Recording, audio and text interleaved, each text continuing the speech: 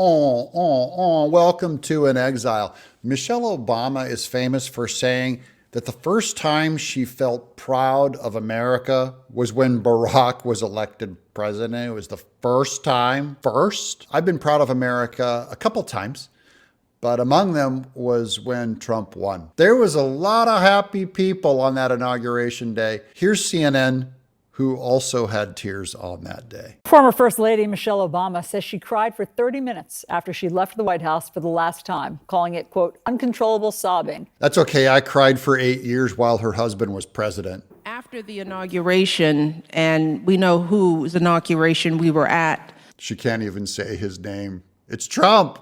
That day was so emotional on so many different reasons. Well, it was emotional for me too. By the way, I thought it was awesome that we'd had a black president too. So don't get me wrong.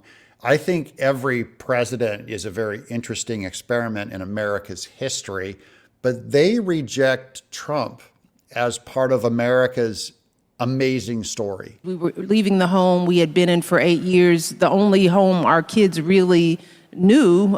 They remembered Chicago. Oh, did they remember Chicago? Are you going back to live in Chicago? Put them on the streets of Chicago? No. You don't remember the Chicago you left. No one wants to raise their kids in Chicago. But they had spent more time in the White House than anywhere, so we were saying goodbye to the staff and all the people who helped to raise them. There were tears. This is a lady who, on tax dollars, had servants all day. They could bring them coffee and bring them ice cream and crumpets and help raise your kids. And her disdain for America, and especially the America that elected Trump. There was that emotion, but then to sit on that stage and watch the opposite of what we represented on display. Which America made a correction. They could have picked Hillary, and instead we picked Trump. Get on board, Michelle.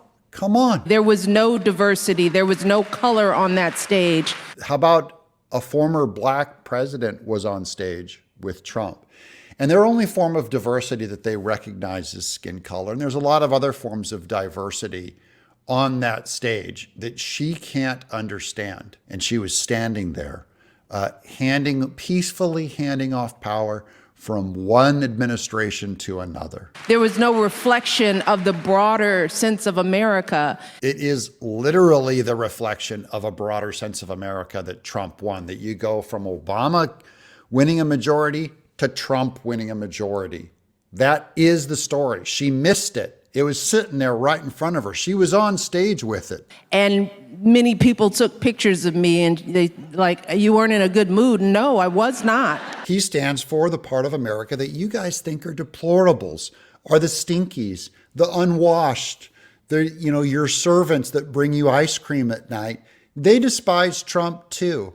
But that's half of America, your country. And including the people that voted for your husband are part of my country.